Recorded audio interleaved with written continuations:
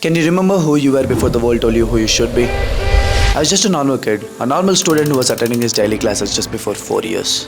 What has changed? Why do people see me with different eyes right now? Well, I'm not sure of what exactly happened, but if there's one thing that I've learned in my life till now, it is this. Do what your heart tells you to do. You're not bound to follow the orders and become a slave that they want you to be. Learn what you want to learn, do what you want to do, just prove them wrong. Never forget this.